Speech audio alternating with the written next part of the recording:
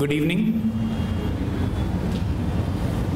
professional colleagues, young friends, seniors, and guests. I welcome you all to this evening's lecture meeting on Goods and Services Tax, a curtain raiser.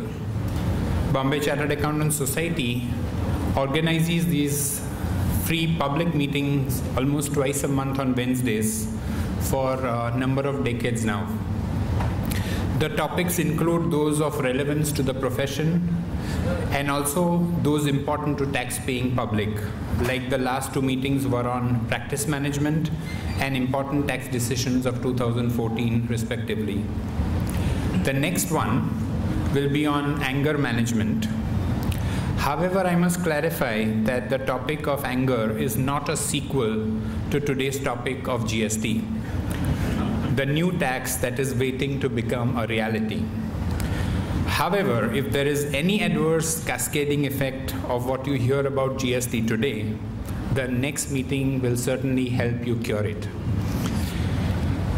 Let me start with an anecdote. A local bar was so sure that its bartender was the strongest man around that they offered a standing 10,000 rupee bet. The bartender would squeeze a lemon until all juice ran into a glass and hand the lemon to a patron.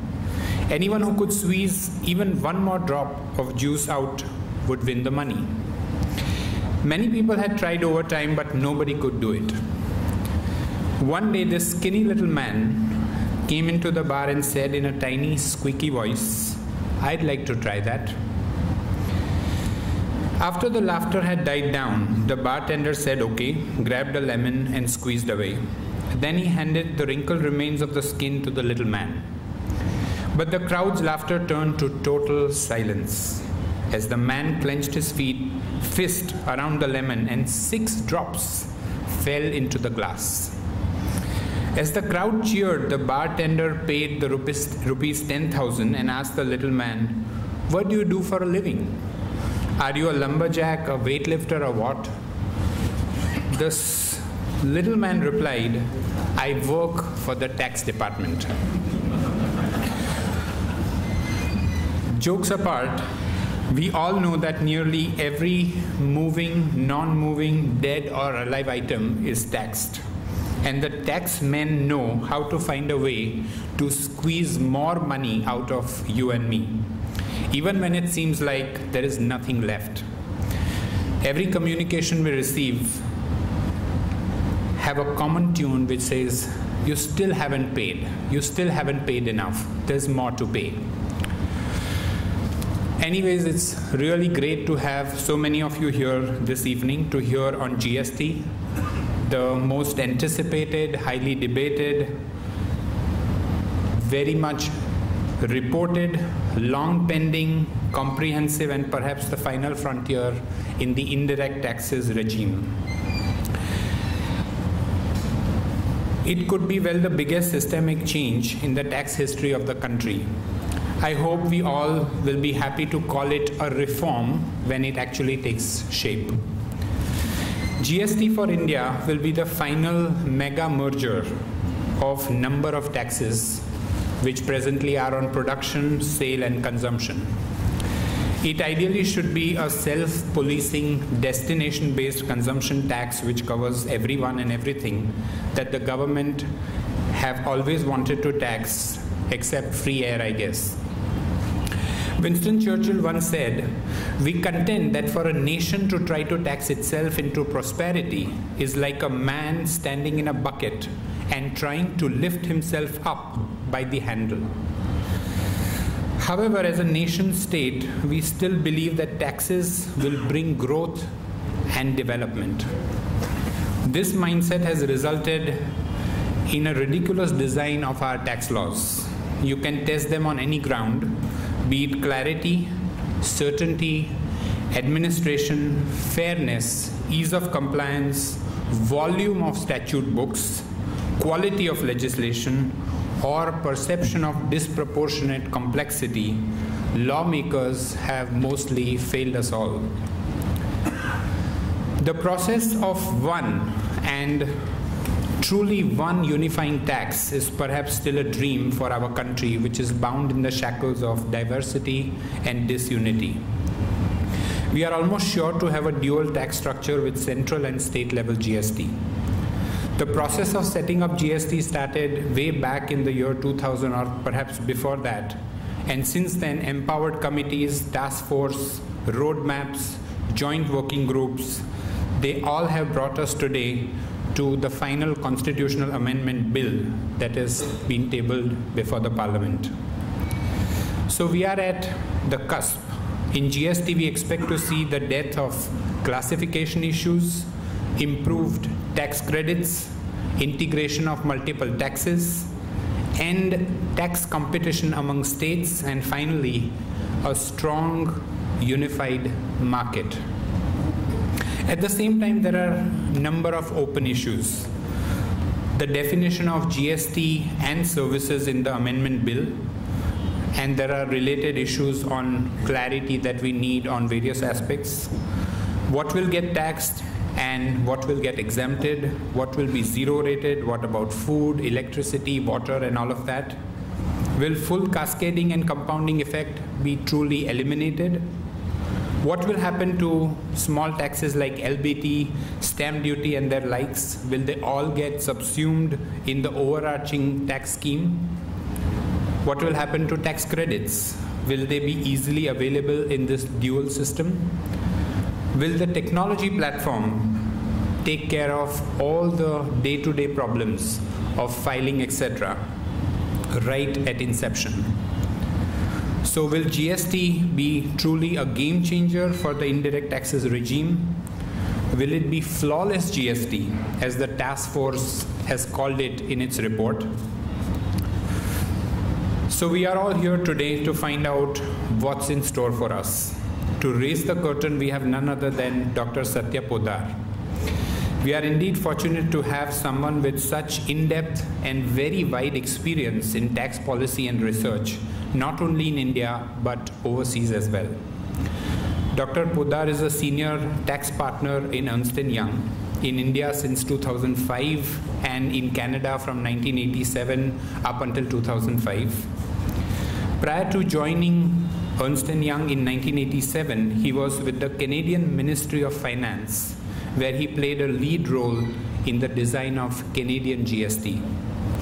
He has undertaken major tax policy research projects for the European Commission, and he also serves as a tax policy expert to the Harvard Institute for International Development, the IMF, the World Bank.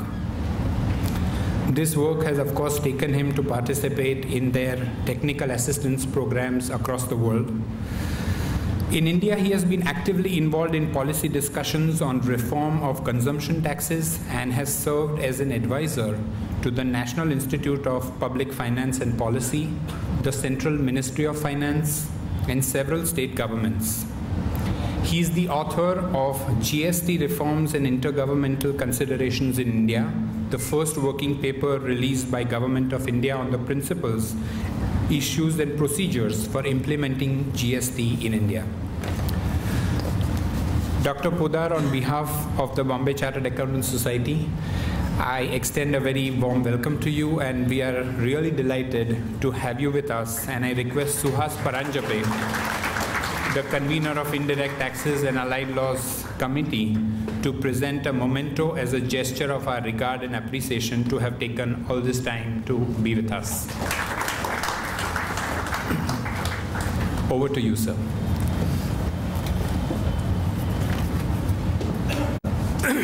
It's a pleasure.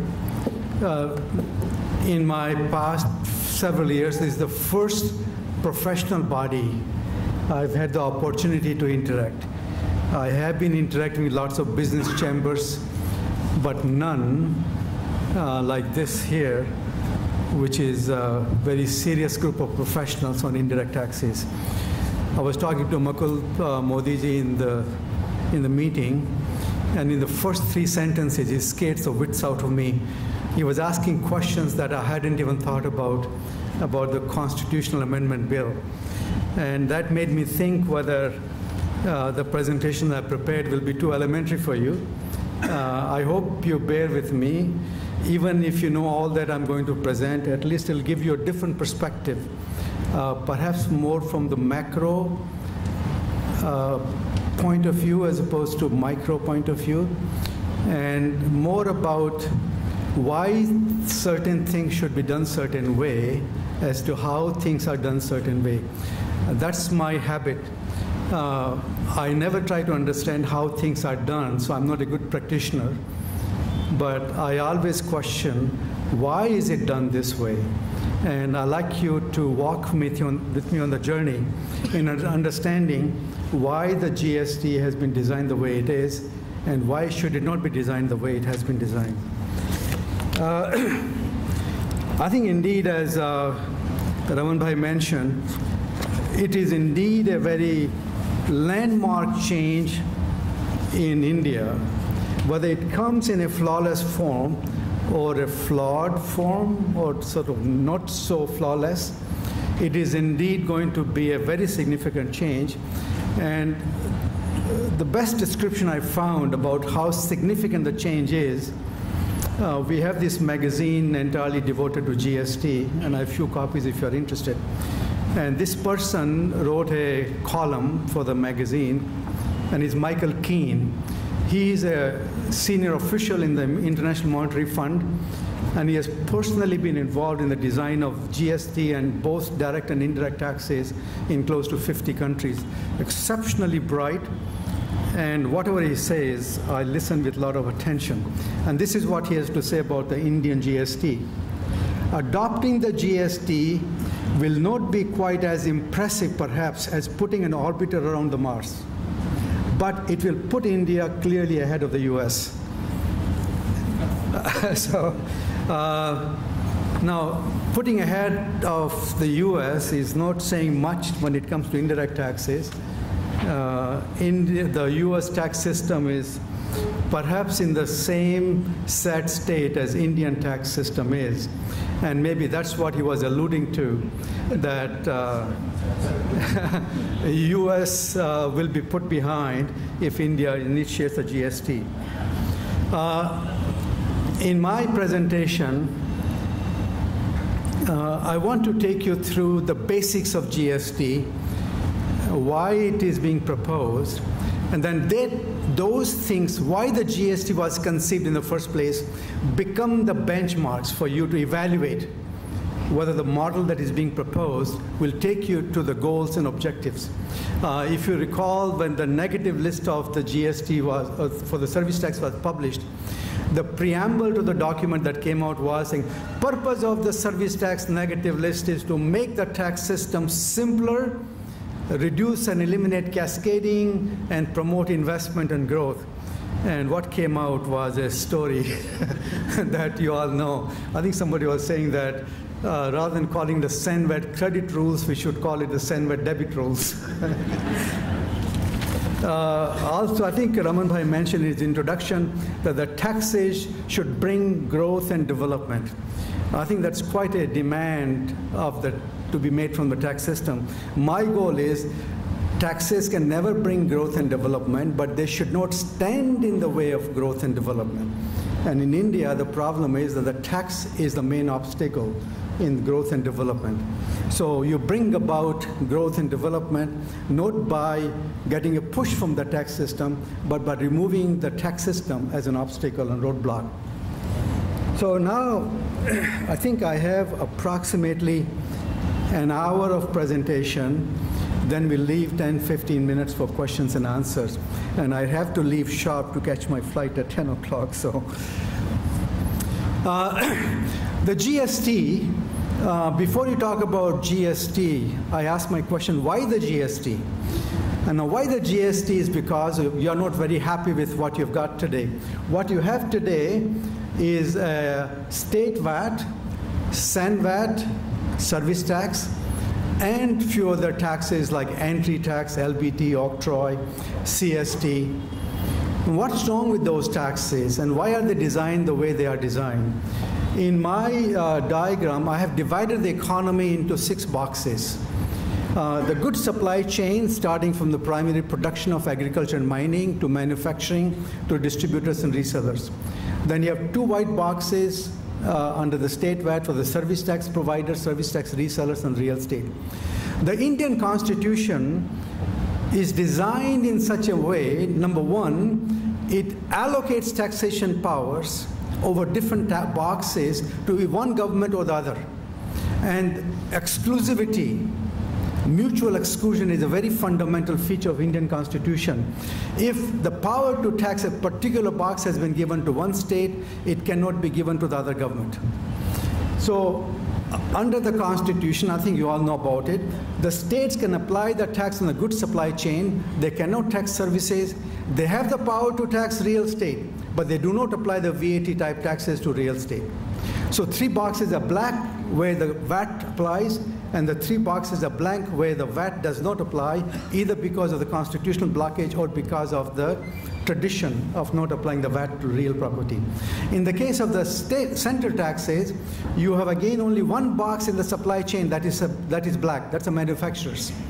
The center cannot apply the tax on the distributors and resellers, nor can it apply to primary production like agriculture. Technically, they could apply, but they don't apply the tax on primary production. Some mining output is taxable under processing.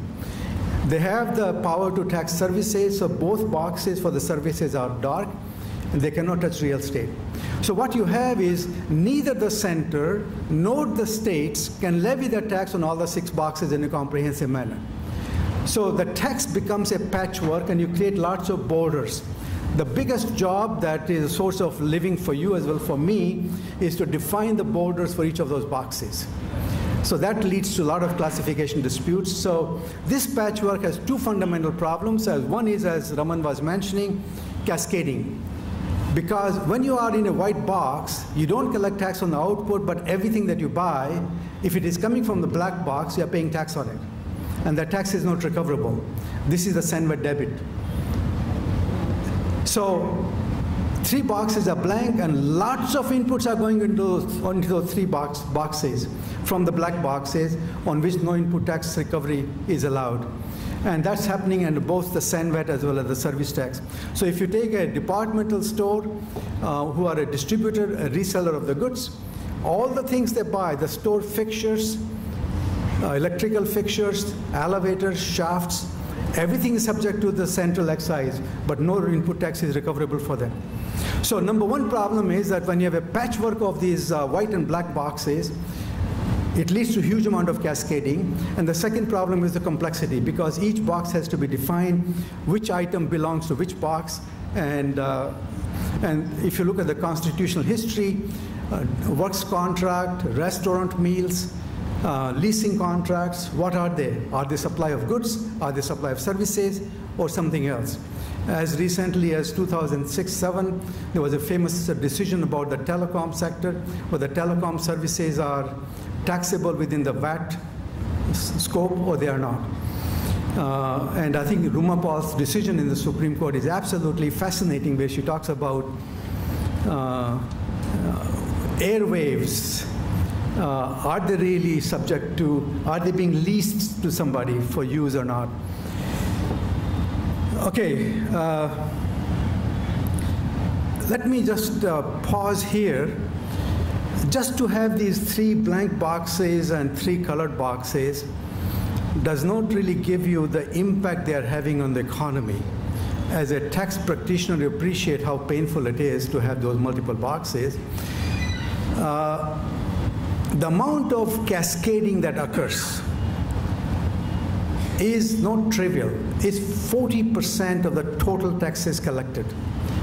So taxes collected in India, which are going to be replaced by the GST, are 5% of GDP, roughly 5 lakh crore rupees.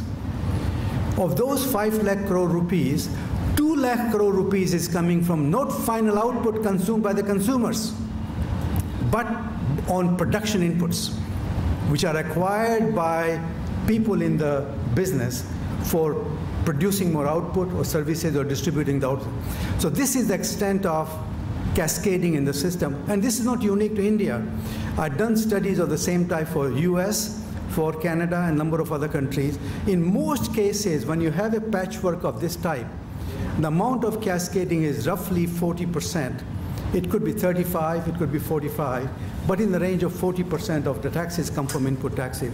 And those cascading taxes create, number one, a bias against domestic manufacturing. How is the bias created? Because imported goods coming from abroad or services coming from abroad don't have any input taxes. They only pay the CVD, which is the tax equivalent to the final output tax. While the domestic manufacturers pay the CVD equivalent excise duty, but they also pay the taxes on inputs. So the effective tax burden on domestic manufacturing is higher than on imports. And it is for that reason the most important element of Make in India mission of Prime Minister Modi is removal of cascading, because it will provide a significant boost to domestic manufacturing by putting them on equal footing to imports. You may have heard about inverted duty structure, which is going to be corrected in the budget, partially or completely. Inverted duty structure is nothing but input taxes which are not recoverable from output taxes. And how he does it, we'll have to wait and see. But that has been explicitly identified by the government as one of the important initiatives they want to address in the budget. Second important problem with this system is lower capital formation, less investment, as a result, lower GDP. How does it lead to lower investment? Very simple. When you have to buy capital equipment and you pay the taxes, whether it's a VAT or SANVAT, which is not recoverable, the price of capital goes up, amount of real investment goes down. If the investment goes down, GDP will go down. You've heard about that under GST, the GDP will grow by 1 to 2 percentage points than otherwise.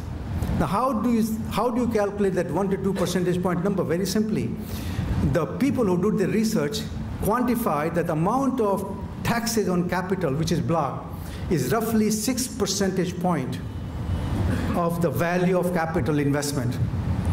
And if you assume elasticity of 1, 6% increase in price of capital because of taxes leads to 6% decrease in investment. Now, in Indian economy, the average capital output ratio is 4. You require 4 rupees of capital for 1 rupee of output. If investment and capital is down by 6, output will shrink by 1.5%. So very simple mathematics. And this is how the GST is going to provide boost to growth and investment, or basically remove the drag on the economy to the extent of 1.5%. And it's for that reason, if nothing else, that people like R.D. Godrej have been touring the country, individual state governments, to say, I know the pain of having to pay the capital taxes on my production inputs. And if you remove it, we can be more competitive and productive.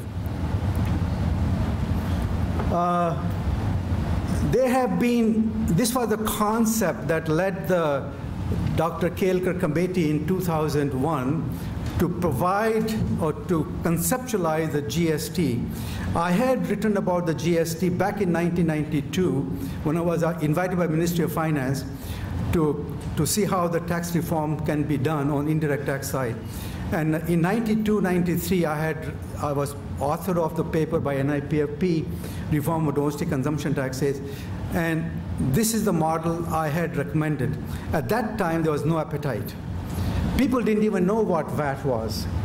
Even at the central level, the concept of SANVAT credit came, as Mr. Modi was saying, in 1995-96, when Minister of Finance at the center proposed the concept of SANVAT credit. Before that, it wasn't really known. So they said, okay, let's go slow. Let's convert the state's sales tax system into the VAT. And then after some time of experience, we'll go to the GST, which applies on both goods and services. So as soon as the VAT was introduced in 2005, in 2007 came the recommendation from Chidambaram that they want to go to the GST. But the seeds of the GST had been sown a lot earlier, in 1993, and they were re-emphasized by Dr. Kelkar in his report in 2001. Now, in spite of so much fascination for the GST, such strong endorsement by the ministers as well as the Kelkar committee, why has it taken 7 years for it to go forward? And what you see on the slide, I don't think it's quite visible. The first obstacle was that fiscal autonomy versus harmonization. The GST that is being conceived from India is a dual GST. So it replaces both the central taxes and state taxes. And it's a model which is not found anywhere else in the world. What it does is, those who are constitutional experts, it takes away the power from each government and the center to decide the tax design. It transfers the individual power from the legislature to the collective body called the GST Council. Now that is absolutely fundamental, because you can't have a GST type tax levied by 35 states and one center in uncoordinated, unharmonized manner. So they had to impose a harmonized design for this system to function. But harmonization requires removal of individual discretion in setting the tax laws and transferring it to the collective body. But that's not a trivial change. It has a fundamental implications for the future of Indian federation, because you can't have a federal tax system without having the powers to decide the spending programs and also means to finance them. Under this model, means of financing are being put in the collective body and not even a legislative body. It's not a legislature.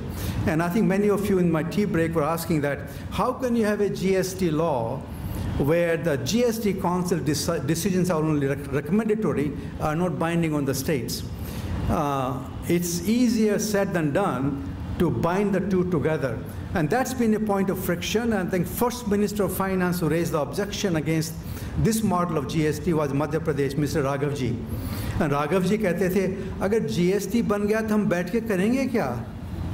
Who will come to me as the finance minister? What is my role? Because all the spending decisions will be taken by the chief minister and his political allies, and my role as Minister of Finance is to fund those expenditure programs. Now funding discretion is gone from my hand, it's gone to the GST Council. So what will be the role of the Ministry of Finance? So this signifies the significance of this change. And then of course there were a lot of debates about tax base, tax rates. Taxes to be subsumed. Your state in Maharashtra was the biggest obstacle in subsuming of, guess which taxes, octroi and LBT. All other states agreed when the initial constitutional bill was being drafted in 2010. All the states unanimously agreed that they'll subsume all the taxes. It was one state which did not want to subsume octroi. So an exception was made, and at that time, Maharashtra was a Congress state, so they could not ignore their voice. And they also wanted entertainment tax to be kept alive. They're really saying that our municipalities derive a lot of revenues from entertainment tax and octroi, and how can we subsume in the GST? I say you can always levy the tax at the state level and give the money to the municipalities. He said, no, that's not the way to be. So there was a lot of debate that took place, and until about 2 months ago, octroi and LBT was not to be subsumed. So the debate continued for 6 years whether entry tax and octroi and LBT should be allowed or not. Compensation to the states. Obviously, states wanted absolute full revenue guarantee. And there it was a problem too that, look, you are an equal partner. If you lose money from the GST, so does the center, because there's a common base. So why should you hold me responsible for compensating you when it's a joint initiative? It's like dowry, that if marriage breaks down, poor husband has to compensate the wife. There should be some fairness. If you want gender equity, then both should be responsible for their decisions. But anyway, there was a lot of debate. And then the composition of the GST Council, that if the power to decide the fate of a tax is to be delegated, who will be the decision-making body in the council? Can it be simple majority or not? And the disputes. What will be the mechanism for dispute resolution? What came out was, without really revisiting the history as to what happened over the past 6 years, is a system which is of the following type. All the boxes have become black with a question mark about the real state. Does the real state remain white, or does it also become black? At the moment, the policy intent is to make it black, or leave it white. But the way the legislation is drafted, those people who squeeze 6 drops of lemon juice, they are of the view that the way we have drafted the service tax definition, we can still bring the real estate into the system of GST. So here is the creativity of the bureaucrats who gave the definition of services in the Constitution. Now, within these boxes, there are important white patches. And the most important white patches which are put in the Constitution itself are number 1, alcohol, number 2, petrol. And number 3, which is not a patch in the Constitution, but may well become excluded, is electricity. Because electricity duty has not been subsumed under the GST. So the debate is that if the GST electricity duty is not subsumed, perhaps the GST, if electricity duty is not subsumed in the GST, electricity will remain outside the scope of GST. It's something worth watching. In the case of real estate, I think the answer is, the reason it is a gray box, neither black nor white at this stage, is because the GST is defined as a tax on goods or services or both. Goods are defined in the article, it's in the Constitution itself, as materials, things, and items, something of that nature. And the services are defined as anything other than goods. So my question is, does anything really mean anything? Or does it mean anything but not including something? And only courts will tell. People who gave the definition of service tax, in fact, Mr. V.K. Garg, who is now with Reliance, his view was that this was the only way you could sneak in the real estate into the definition in the Constitution. And even some of the state governments were very keen to go with the definition because they wanted works contracts to remain taxable under GST. And they thought that this definition can be interpreted with their support to mean real property inside the constitutional bill within the scope of GST.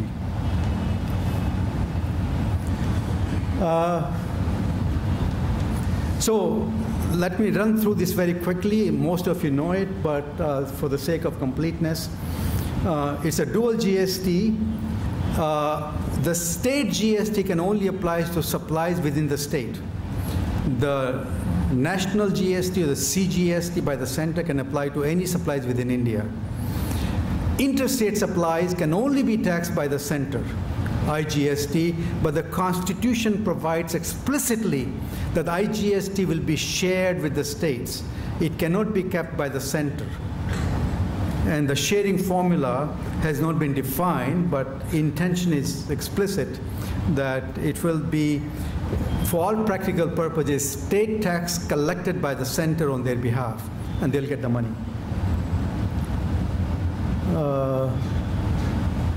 And the center has been given the powers, exclusive powers, to define the place of supply rules. Because in order to levy the GST at any level, first of all, you must define what is the base for the GST and which of the supplies are within the jurisdiction. And the place of supply rules are most fundamental.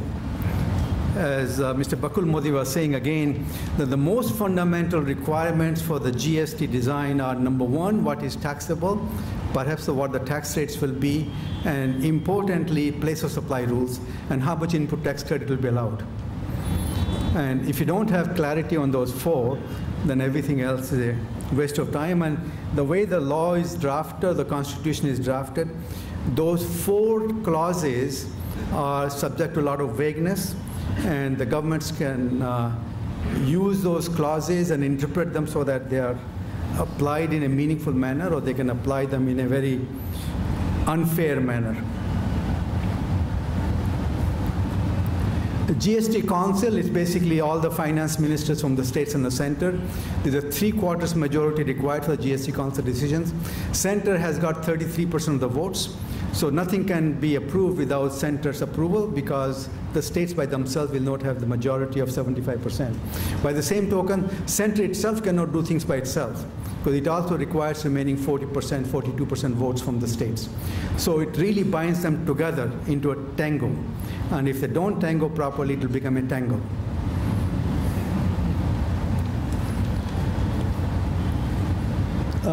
Now, GST base. The GST base is defined as goods and services. Goods are defined as goods includes all materials, commodities, and articles. Now, my view was that the goods definition applies to only the tangible personal property. So I was interpreting that definition to mean all the intangible goods will come in the definition of services.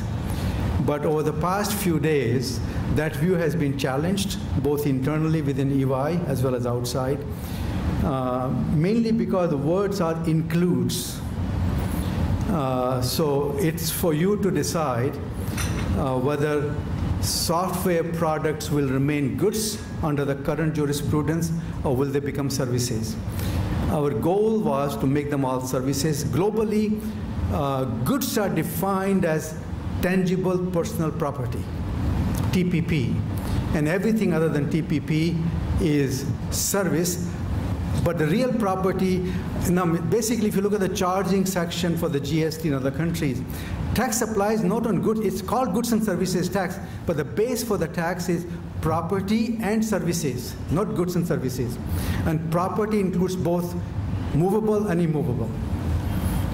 In India, they have not given that definition, and that's why there are a lot of questions being raised about movable property and immovable property. I think in India, basically, people haven't really progressed, or the bureaucrats haven't progressed to thinking of a house as no different than anything else you buy in the market. Even in the modern jurisdictions, it took me a while to think that a banana is no different from a room or a house you buy. I said, I mean, it requires a certain amount of getting used to the concept. And ultimately, when the Canadian GST law was drafted, we had a slogan that we tax everything that moves. If it doesn't move, we tax it until it moves. So no questions of what is movable, what is immovable. Now here, services are defined as anything other than goods, and the question is, does anything include land and real property or not? Interestingly, the first draft of the GST that came out of Australia, they had the word, the tax applies on any supplies. Then they had to define what does any mean. So any means anything other than prescribed something. Petroleum products, there has been very misleading news coverage. Most of the newspapers are of the view that petroleum products are zero rated. They are not zero rated. They are exempted. The center was trying very hard to have them zero rated under the Constitution so that in future they can apply the tax, but the states did not agree, and most noticeably the states like Gujarat, they dug in, and the petroleum is exempted, so no input tax credit for costs of petroleum production, manufacturing, or distribution. Electricity, as I mentioned before, theoretically, it is a TPP, tangible personal property. It can be taxable, but it may not be taxable. Alcohol is out explicitly within the Constitution. Tobacco is in, but tobacco is subject to the central excise duty in addition to the GST of the states and the center. The CST is out but replaced by 1%. And as many of you are aware, that 1% tax will apply to supply of interstate supplies, not sales of interstate nature.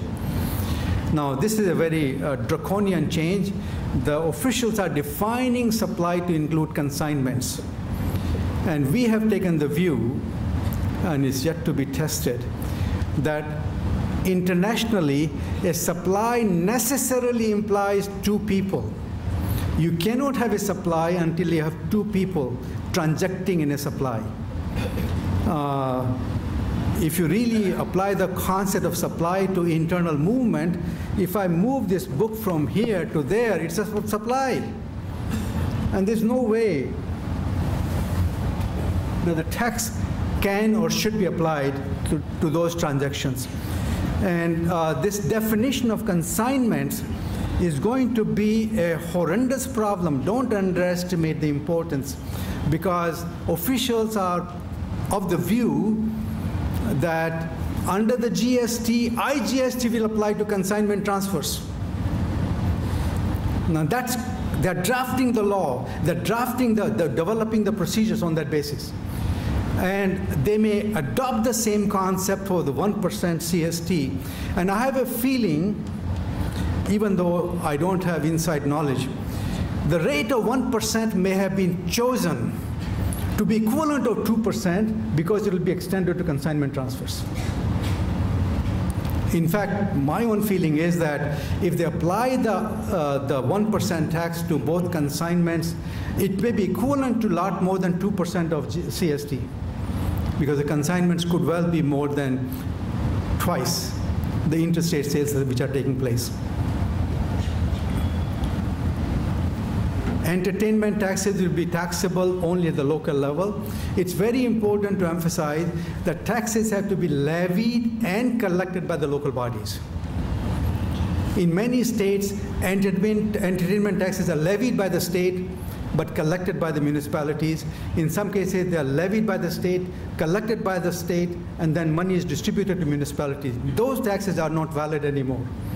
So in order for those taxes to survive, and the intention was that the scope of those taxes at the local level will be limited to almost like movie theater admissions, amusement parks, where there's a physical admission fee you pay, and any sort of intangible supplies of entertainment via internet or even dish TV may not be subject to tax.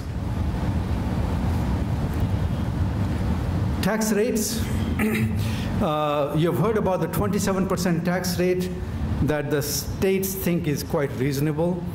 I say, my God. Maybe this was the last thing the states could do to scare the public away from the GST. So Raghavji could have something to do at the state level. And I'll give you some more information about the politics of the rate, what they can be. But clearly, all the information I have is that the Jaitley has advised his officials he will abandon the GST if this is the rate at which it has to be applied. So serious consideration is being given to developing either more correct rate calculations or doing something else to bring the rate down. Officials are of the view that, including the Maharashtra commissioner, that the maximum rate at which the GST can be applied is 18 to 20%. I don't think the center is prepared to go even that far. Revenue compensation to states. One feature of the revenue compensation to states is that if you are breaking even under GST, then you don't need the revenue compensation. In that case, the 1% CST becomes incremental revenue. So politically, Saurabh Patel from Gujarat said, I want the CST to be continued to guarantee against the revenue loss. And the rebuttal was, I'm giving you the guarantee for revenue loss. So why do you need the CST? But he was basically very clear that I want the CST, that even if I don't lose revenue, I want that money. because they collect a lot of CST from the export or interstate sales of petroleum coming from the RIL refineries. Could be other refineries as well. And he just could not be weaned off that revenue source. So the 1% tax is really makes rich even richer, and it of no benefit to the states who don't break even under GST, because there any revenue collect from 1% is fully offset by the revenue guarantee compensation given by the center. Now, I have a very serious political concern about the 100% revenue guarantee, and I call it moral hazard. If you are given a guarantee of 100%, why do you have to work overnight to raise revenues? Okay? No, anytime you buy insurance, they always give you 80% of the claim. They have a deductible amount. And the deductible amount or partial compensation is designed to remove moral hazard, that you will not have an accident just for the sake of claiming an insurance policy claim. In this case here, that moral hazard has been embedded in the design of the compensation through a 100% guarantee. So the only government which will have a motivation for designing a clean GST that leads to more revenues is the center. So in a way, this can have a very detrimental impact on autonomy of the states, because they are now becoming fully dependent on the center, and they have no motivation to design a good tax system and enforce it effectively. Now let's talk about the issues, and then I'll give you a flavor of the macroeconomic implications. The key issues are rates and the base. And obviously the 27% rate, good thing is that it got published, so it has motivated the officials and bureaucrats to think constructively and find ways of bringing the rate down. And there are only 2 rate models which are being looked at right now, which is a single rate of 12%. And it is possible, even with the truncated scope under the Constitution, it is possible to bring in the GST at a single rate of 12%. And the second model is 2 rates, 12 and 18 to 20%. So it's good to make representations to the center on the basis of 27%, but don't lose sleep over it, because that will never happen in my lifetime at least. Next is clarity on regulatory process. Let's leave it aside. Place of supply rules.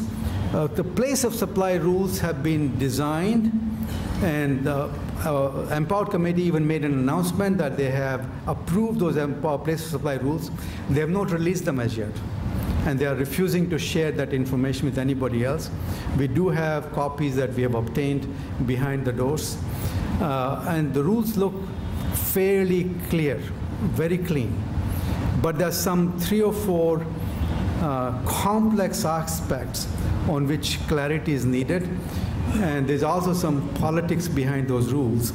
But I think eventually they will not be the bottleneck in implementation of GST. Good thing is that I'm very impressed with what they've done. Their viability will require some effort, and implementation requires some efforts. Whether excess input tax credits will be refunded. Under most modern GST type taxes, any input tax credits in excess of your output tax are meant to be refunded as fast as they can. In Canada, if you don't get utilization of all the input tax credit, then within 21 days, you get a refund. And after 21 days, you get interest on them. This is the system in New Zealand. This is the system in Australia. And even in Europe, where they have a long tradition of not refunding excess taxes, if the amount of blockage is substantial, they'll find ways of refunding those taxes. on input side. In India, they have decided categorically no refund of excess credits except for exporters. And that is the reason they are proposing to tax consignment transfers. If you have a situation where you buy all the goods in one state, say Maharashtra, and you ship all of your output by consignment transfer to Gujarat and make a local sale in Gujarat, you have all the input tax credits in Maharashtra, all the output tax in Gujarat, no IGST, so you have no mechanism of utilizing the credits in Maharashtra against output tax in Gujarat. So they are saying, okay, let's apply the tax on consignments from Maharashtra to Gujarat, and that consignment will be a mechanism for transferring the credits from irrecoverable credits in Maharashtra to recoverable credits against output tax in Gujarat. Because that consignment will be treated as a IGST sale subject to IGST, which should be allocated to Gujarat. And then the Gujarat taxes can be offset against IGST. So IGST can be offset against Gujarat tax. So that's a justification. I really say that it's like if you are sick and your liver is not functioning, we'll take out your liver so it won't pain anymore. The cure is worse than the disease. And I don't think government has thought through. But believe it or not, they're absolutely determined. And there's no hesitation in the mind of the people on both the GST network side and the drafting committee that the consignments will be taxable. So prepare yourself, and if you have any clout in the policy-making circles, please start your parades now.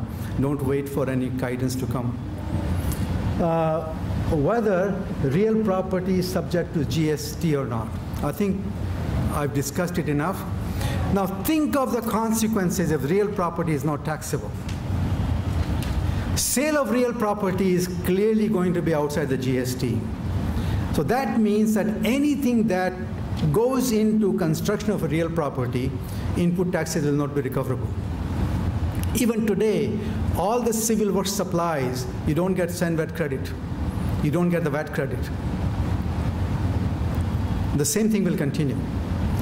So that means that all the construction services which are provided for B2B, whether it's industries, whether it's factories, office towers, civil structures, cell towers, you heard of the Bombay High Court case about the cell towers, all of those input taxes will be blocked. And that's a very significant cascading element of the GST design, and I'll give you some numbers as to how big that number is. Just to satisfy your curiosity, amount of cascading that will be created is the construction services which will attract the GST and the tax will not be recoverable are 7.8 lakh crore rupees. Okay? And the total GST base on which the GST will apply is roughly no more than 40 lakh crore rupees. So you will be enriching the base from 40 lakh crore rupees to 48 lakh crore rupees. 20% of the base is construction services of B2B type on which input tax will be blocked.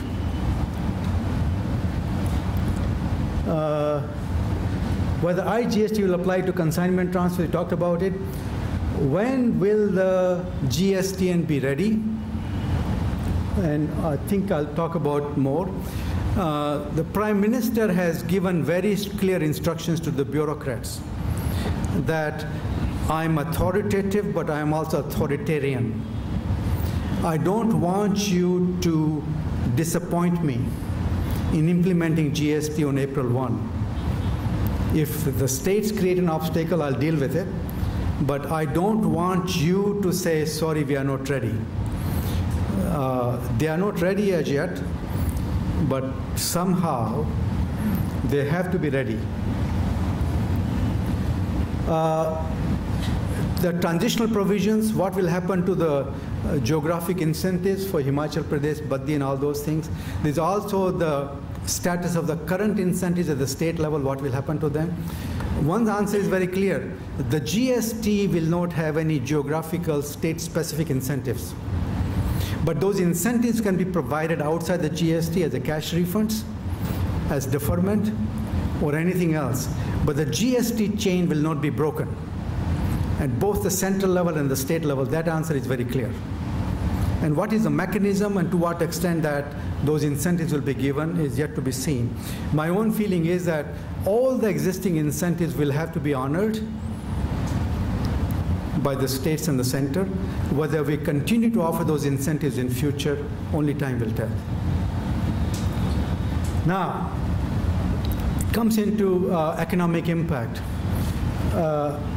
As I described to you before, one impact of the GST is to reduce the cost of goods, cost of investment, which leads to more investment, which leads to more GDP. So that side, which is sort of your right side, is the investment cycle. The GST leads to more growth through more investment, more capital stock, and more output. The other side we call them the factor productivity improvement cycle, where you make the domestic producers more competitive. I gave the example of imports having an advantage under the current system and the domestic manufacturer being discriminated against. That bias is gone. Higher total productivity, improved resource allocation. What is higher total productivity? When I came to India for consultation with the Ministry of Finance, I was sitting in a meeting with Manmohan Singh ji. And in his office, I was just looking at the windows. No two windows in the minister's office were of the same size. They were not perfect rectangles or squares. And the window frames, and this was in 1993, were all sort of wrinkled, bent, nothing straight. So I told the FM at that point in time that, sir, you look at your windows, and why is it that these windows are not exact rectangles and squares, and no two windows are alike? It's like human beings. Every human being is different. And the answer to that is very simple. God doesn't have a photocopy machine. So he makes each individual separately. But in the case of windows, why can't we make a photocopy and produce them? Now the problem is excise duty structure. If you make those windows in a factory, it becomes manufacturing. And in those days, excise duty on manufacturing could have been 20%, 25%. Cost of manufacturing those windows, where you have the standardization, where you have the economies of large-scale production, are gone. If you make those windows at the construction site by bringing in a carpenter, the cost is 20% lower, even though it is less efficient. So this is an example why the current system creates loss in productivity. I can give you lots more examples which I've seen around the world. So there are two improvement cycles in this one. All of the discussion that is taking place in Delhi is based on improved GDP only because of the investment cycle. They haven't even found a way of quantifying the benefits of improving the factor productivity cycle. GST will impact every single aspect of business. Don't underestimate its impact. It will impact cash flows, prices, profits, capital expenditure, supply chain, competitive position, compliance systems, technology platform. So if you have clients, don't tell them that, on the 11th hour, 2 days before the GST implementation, you can build a patch, buy the Tolly software, and bingo, you'll be able to do the returns. I think that they will miss the boat. GST presents a fundamental opportunity for reaping benefits of business modernization. And many of the serious players whom we are talking right now, they are not even asking about the tax inputs in the design of the GST platform. They're really saying, at the time of the GST, we have to do certain processes to be redesigned, like the supply chain. But at the same time, I then want to look at my other processes, how we can improve them effectively. Working capital requirements. we have just finished a survey. India will require $27 billion of additional working capital over the next 3 years. Now, GST is an opportunity for improving your working capital. In foreign jurisdictions, companies spend endless time to utilize the cash more efficiently, faster collections, and the better payment cycles. In India, most of the companies don't even pay attention to their working capital, how it can be maximized. And the GST is an opportunity for that. Now, here is an impact, and I hope I can summarize the discussions. I'm quantifying the amount of cascading that will take place if you leave certain sectors out of the system. Now, think of the petroleum. If petroleum is left out, all the inputs that go into production of petroleum and distribution of petroleum will be blocked. The inputs of an operating nature, based on actual data for 2013, are 3.48 lakh crore rupees. 1 lakh crore, I'm told, is a trillion. So that's why you have the heading rupees trillion. But basically, 3.48 lakh crore rupees, which is only 6% of the value of output, because crude is not taxable. So the non-crude inputs in petroleum refining and production and sale are only about 6 to 7%, but even that 6 to 7% is worth 3.48 lakh crore rupees. Electricity sector, input taxes, which will be blocked if electricity is left outside, is 1.29 lakh crore rupees. Construction services, this is the Dada cascading thing. It's bigger than anything else you can think of. And as I mentioned before, it's 7.94 lakh crore rupees. So all of those input taxes, these are not taxes, this is the value of the purchases. And then you have the capex will also be blocked in the petroleum sector. I think this number of 80,000 crore rupees, something is wrong with that number. I'm not satisfied, but that's the number I was able to put my hands on. Electricity sector capex is 1.13 crore rupees. Total capex is 1.93, and I haven't even added alcohol. But given the size of the alcohol sector in India, it'll be a sort of a rounding error as opposed to a substantial change in numbers. Total amount of cascading base is 14.64. Now, remember what I said before. Under the current system, cascading taxes constitute 40% of the base. Now you say that what will be the base under GST? And what is that 40% of that? And now you are going to undo that 40% to the extent of 14.64 lakh. Now let's look at those numbers. This shows you the taxes which will be replaced by the GST. And those taxes are, if you look at the bottom line, both cent and state combined are 5.18% of GDP. Piddly amount. Okay? 5% of GDP is a very small amount of tax to be, and it's not surprising because Indian tax to GDP ratio is only about 16-17% combined for the two governments. 5% of that is from the indirect taxes, which will be replaced by the GST. And now this obviously does not include excise duties on petrol and tobacco, which are outside.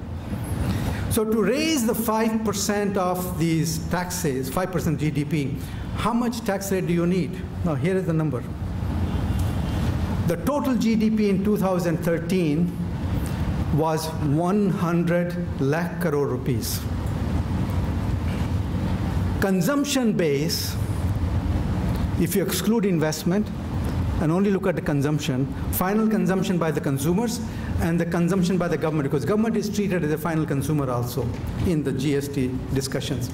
Consumption base is 60 lakh crore rupees. And if you divide by 60, you get $1 trillion. So Indian economy's, Indian GST base is $1 trillion. Or 60 lakh crore rupees. Now, very simple mathematics, and you are all geniuses. If you want to collect 5 lakh crore rupees in taxes, and your base could be the most comprehensive base of 60 lakh crore rupees, what tax rate do you need? Modi ji.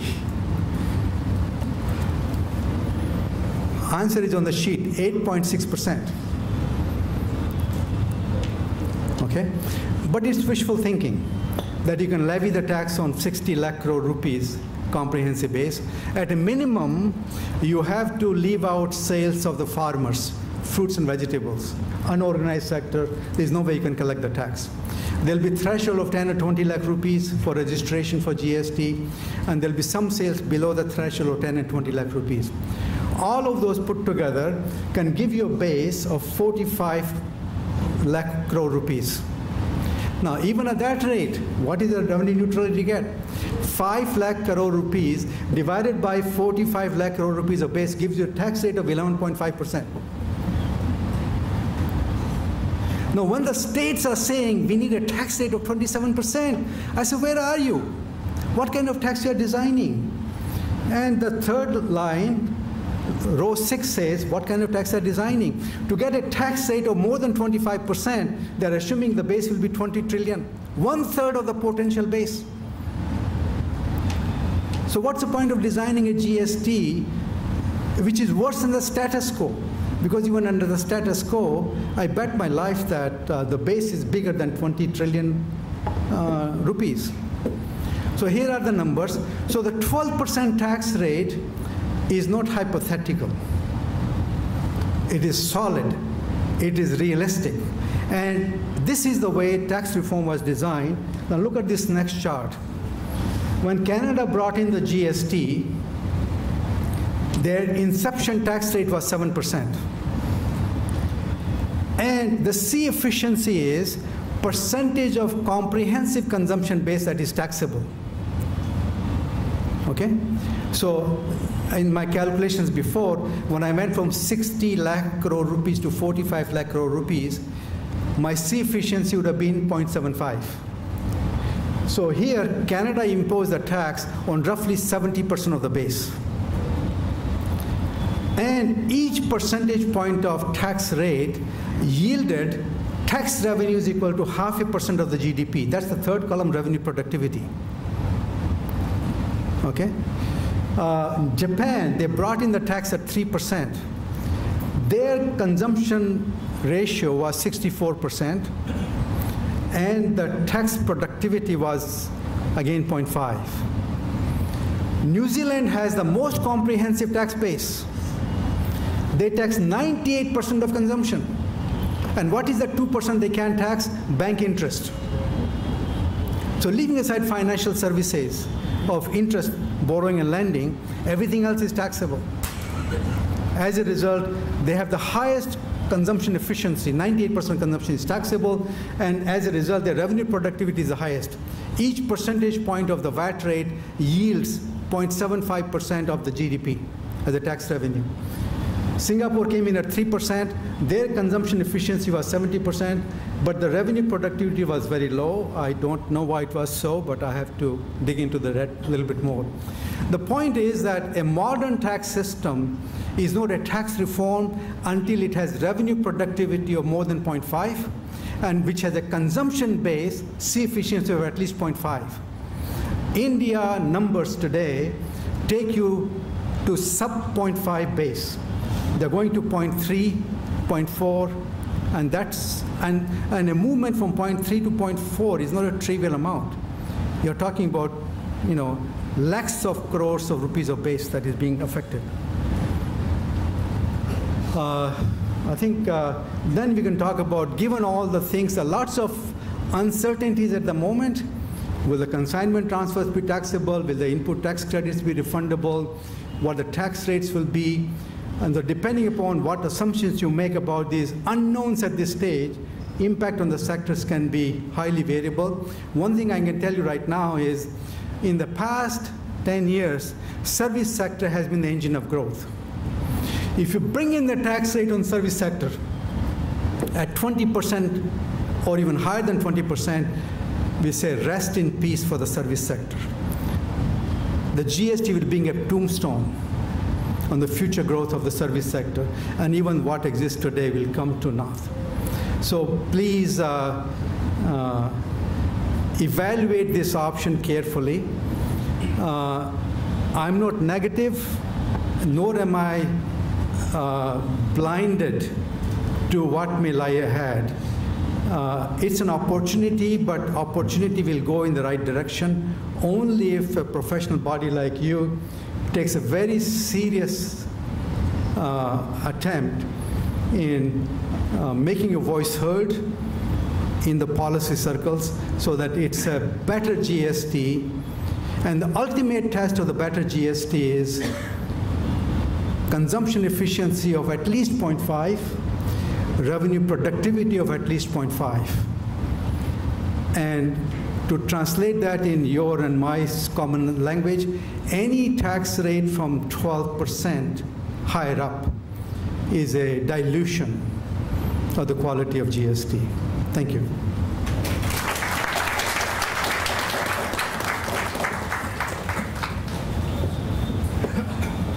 Thank you so much. That was a wonderful presentation by Dr. Poddar. We'll take a few minutes and take some of your questions. Normally we have economics experts speak to us, and added a very special flavor to the entire presentation. If you have a few questions that anyone wants to ask, you can raise your hand and the mic will come to you. Good evening, sir. When you showed the slide, just slides 2 or 3 slides before, with regard to the capex center within the construction services, that column was missing. Why purposely could not get in fact? Because if you move your 1 or 2 slides back, then that particular thing can be addressed. For example, when a credit fee purchased by any developer in construction service, then input credit on that would be available. Would that mean it? But if your sector is exempt, whether it's a capex or the current expenditure, input tax credits are allowed only if input is to a taxable supply. In petroleum sector, taxable supply is exempted, so all the capex will be denied a credit. Think of exploration and production, drilling in offshore regions and onshore regions. No input tax credit will be allowed. Electricity, if electricity is exempt, all the power generation plants, no input tax credit. Whether these are turbines, whether these are steam boilers, whatever they are, no input tax credit. Coal will not be deductible. If you think of the Suzlons, which are in the wind turbine manufacturing, wind turbine is an input for production of the wind power. No input tax credit.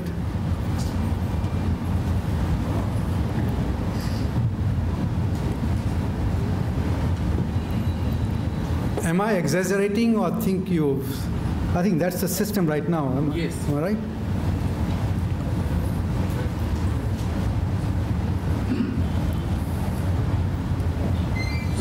So, my question is, considering the current political scenario wherein the ordinary legislations are different to the past, and it is taking the ordinary food, how far realistic it is to expect that this constitutional amendment bill will be passed in the near future whenever the just see the light of the day? I will not bet money of it not passing. I'll be a loser. So I have no hesitation in my mind in saying 100% probability of it passing. The government will put when the new government came to power in the month of July, soon after the budget was approved, Prime Minister Modi gave 2 directions or 2 requests to Jaitley that I don't want anything from you but 2 things. Deliver me the GST and give me the Expenditure Reform Commission recommendations.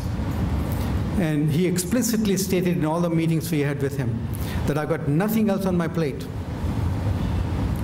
So, and all the advice he's getting, including people like Arvind Panagaria, who is now head of the Niti Aayog, who were advising the Prime Minister Modi when he was the Gujarat Chief Minister, and even now, they're making it very clear that there's nothing more you can do for India than implementing GST, and number 2, reversing the retrospective tax changes in the Mukherjee budget. He said, forget about all the incentives. There'll be waste of money. You start with the deep-seated reforms. Thank you, sir. One.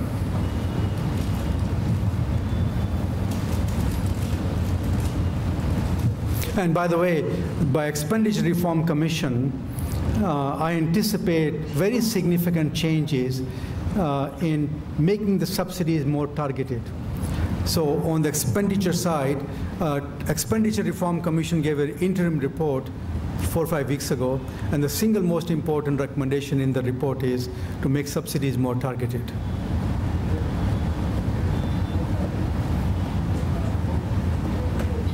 Can you hold the mic closer? The Checking India program very largely depended on enhancing the exports. And even exports, we look at two kinds of outcomes. One is taxable and another is non-taxable. Now, in the current scenario, where the output is taxable, and people are able to get a standard credit. But when the output is not acceptable, there is no credit available today. You mentioned that so many alternatives to accept or pay off exports, but credits which are not otherwise utilized are still made available. Now, what is the plan for that in the GST or India? Well, this is a very significant issue, and we have been dealing with financial sector. Financial services provided to non-residents is an example of an exempt financial service rendered to non-residents. It is exempted, not zero-rated. Shipping, export shipping has been deliberately defined by the bureaucrats in Ottawa as an exempt supply on the negative list. So they thought they were doing us a favor by putting on the negative list, but their intentions were devious. They wanted to block the input tax credit for the shipping industry. So it's a very fundamental point and a significant departure from the flawless GST of the type that is found in other jurisdictions. And you must be thumping on the table of the ministers and the bureaucrats who will listen to you that please leave us alone. Get out of the way of growth and development, as Raman mentioned at the beginning. Any other questions? So friends,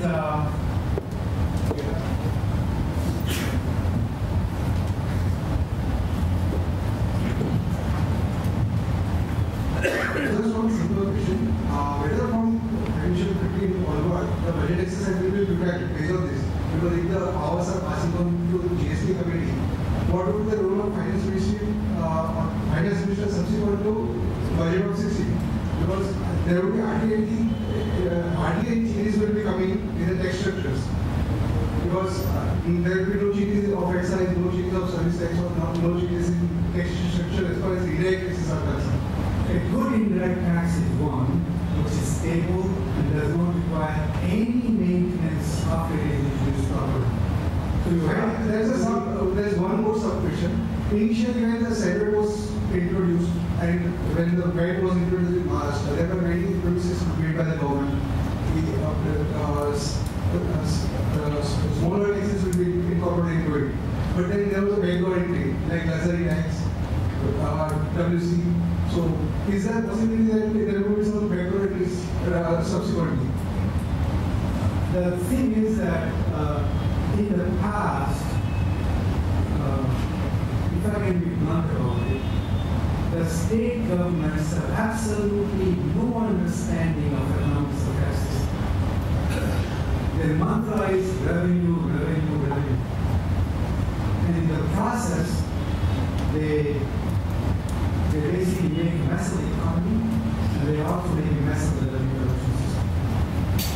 So, if you give them tools which are very productive, remember one of the criteria of good GST is highly productive. Minimum productivity is 0.5. For each percentage point of the tax rate, you must yield earned revenue equal to 0.5% of GDP.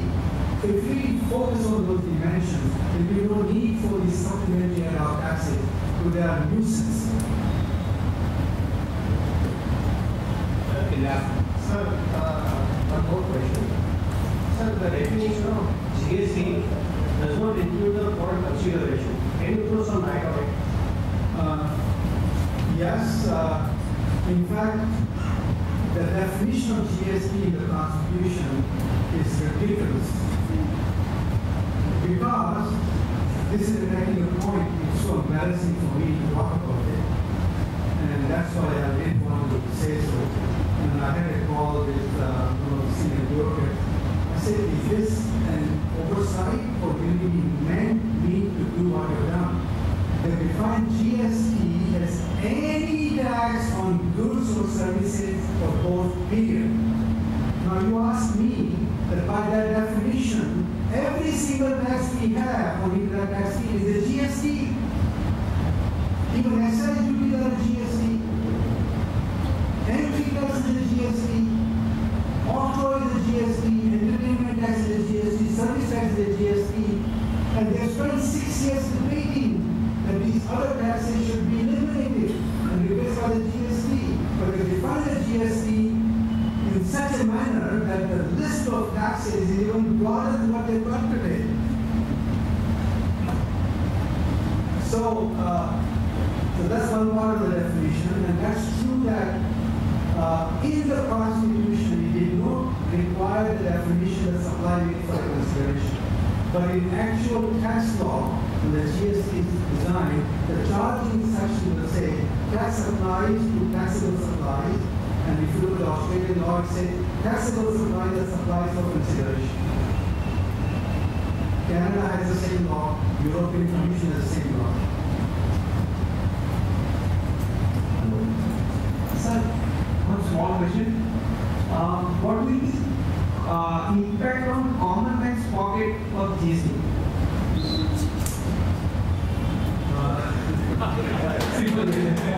What is your definition of a common man?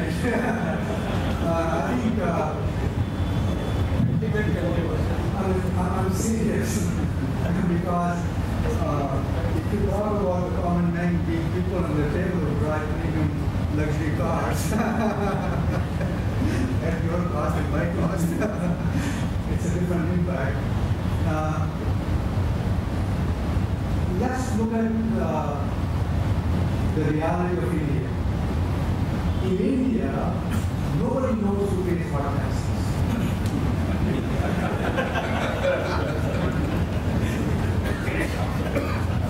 And even if you look at the MRP,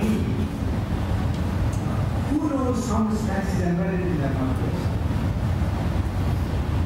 And I'll give you an example. When mobile phones were Maharashtra was the first one to increase the tax rate from 4% to 4.5%. Within 10 days, and I had the data for the clients, the declared sales of mobile phones in Maharashtra fell by 80%. And those sales did not disappear, but they got classified as sales in Goa and Gujarat. Okay? You could see the chart very clearly, the spike in Goa and Gujarat and the dip in Maharashtra. So then what happened? The mobile operators and telephone companies could not sustain the leakage that was taking place diversion. So what did they do? They said, help with it. We will not have differential prices between Maharashtra and Gujarat. We will have uniform price, and mobile companies took the loss of that 8%. They continue to sell mobile phones in Maharashtra at 8% lower tax rate, 4%. Now, you ask me the question, who bore the burden of the tax? The shareholders, the workers of the company, or the consumer, the common man? So, another question. I just want to know how does the GST address the issue of export sales against foreign action? Export sales against foreign action, I mean, under GST declarations. Export sales against foreign action. Negative exchange rate.